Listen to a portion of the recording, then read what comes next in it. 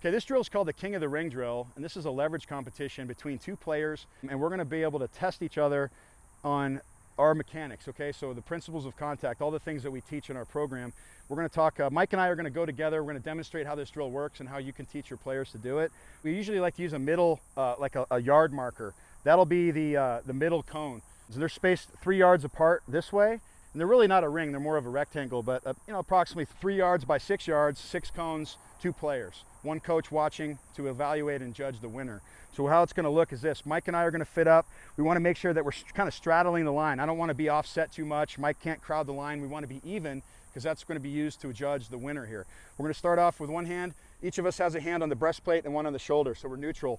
Okay. Mike and I have got a good fit with our hands. We're going to be in a coil position on the coach's command on the whistle or a set hut or go. We're going to say set go, and then we're going to refit and try to take the guy back using our hips to lift and bring him backwards, okay? That's the goal. We want to be able to move the man with hip-driven power. The arms are just an extension. We want to avoid taking lead steps to move the guy, okay? We want to avoid that. We want to avoid turning, okay? So what do we want to do? We want to ascend the hips. We want to have a great base.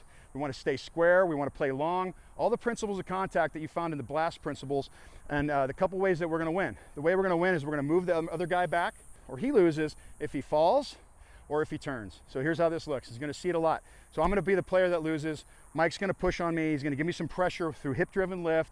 I can't sustain that power. I might refit and I might turn. I'm going to lose. Here's how that looks. Refit. He's pushing me back. I can't. I open up. I turn. I lose. That's a loss. Okay. Right away. Instant DQ. The next way that I can lose, okay, is if I go to the ground. So if you go to the ground, a couple things are happening. We're most likely a player's taking a lead step, but definitely the head's down. So when the hips are coming through, you shouldn't go to the ground. So this is a big one here for us. It's a kind of a pass-fail test. So Mike and I are gonna go. I'm in position. Okay, I'm gonna fall. As Mike pushes, I can't sustain it. Go to the ground, okay? Another way that might look is if we're engaged here and I take a step and I fall, okay? Which is you're gonna see a lot. We're gonna see players do that a lot. So the whole purpose of this polish drill is to teach players and let them learn on their own, to see how they're winning, see how they're losing. That's a great teacher for us. It helps us develop the skills of all of our contact systems. So this is the King of the Ring drill. Great drill for non-contact situations. Teaches leverage without impacts. Great drill to do all the time and a great way to teach your players where they're at so they can shape, sharpen, and polish their skills.